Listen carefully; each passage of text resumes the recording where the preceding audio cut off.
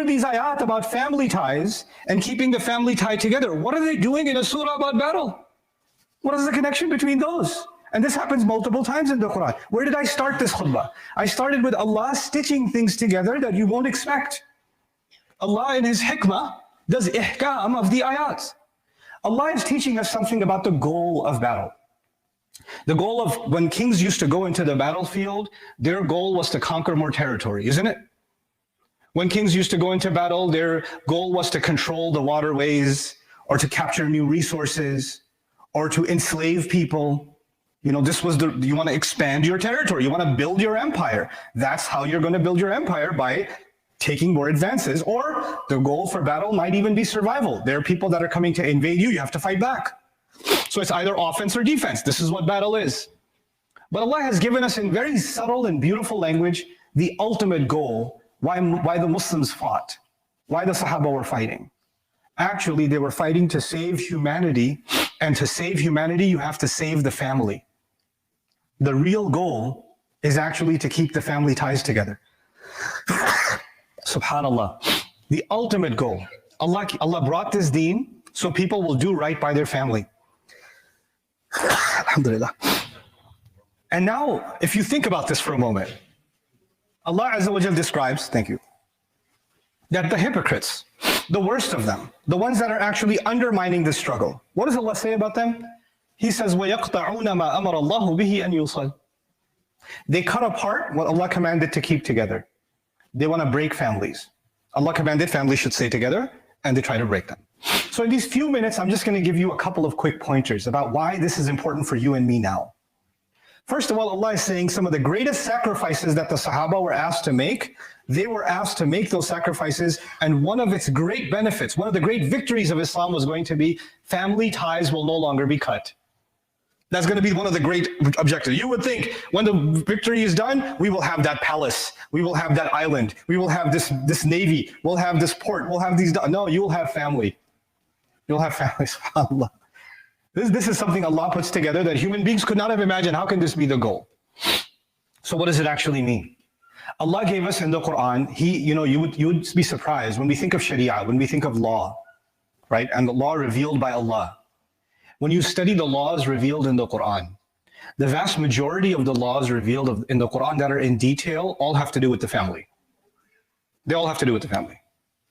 When Allah is, other than that, maybe Allah will talk in detail about spending in the path of Allah. There may be some details about riba that does not have to do with family. But there's a huge amount of space dedicated to inheritance. What does inheritance have to do with? The family. And making sure everybody's dealt with fairly in the family. There's lots of space dedicated in the Quran on divorce, which is a family matter. Lots and lots of space dedicated to that matter. Why is Allah giving so much importance to matters of the family? Because human beings on this earth, when they were brought to this earth, when Adam alayhi salam and our mother Hawa were both being sent to this earth, then Allah said, قُلْ نَهْبِطُوا بَعْضُكُمْ لِبَعْضٍ عَدُوٍ. You're going to be enemies to each other because of the devil. He's going to make you enemies to each other.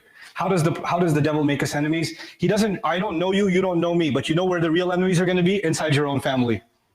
He's going to try to destroy your own family. He's going to try to make, miscommunication, hatred, anger, resentment, these kinds of feelings between father and son. He wants you to think, oh, my father doesn't get me. My father doesn't care about me. My father does this. My father does that. You don't know how he's been.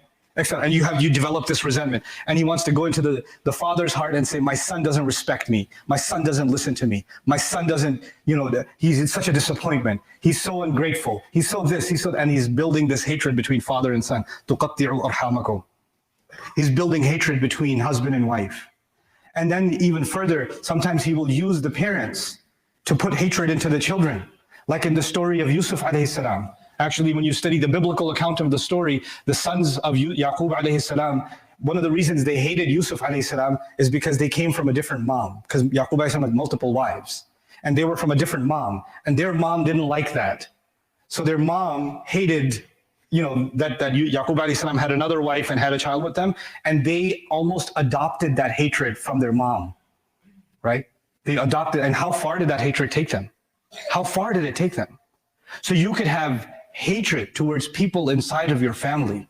You'll find young people that are sitting at a dinner table and they're texting their friends going,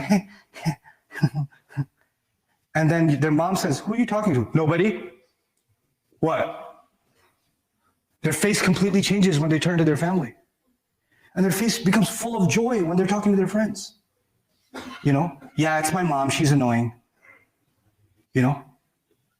What'd you writing? Nothing? We're talking about homework. She gets on my nerves. You know? What is that? You're sitting together. You're in the same house. You have the same address legally. But the ties have been cut. They don't actually exist.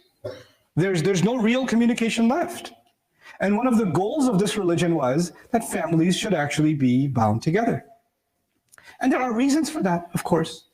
Why do people become distant from each other anyway? It's not because I'm not blaming the teenager on their phone. They find a connection with their friends. Why did they find such a connection with their friends? Because there was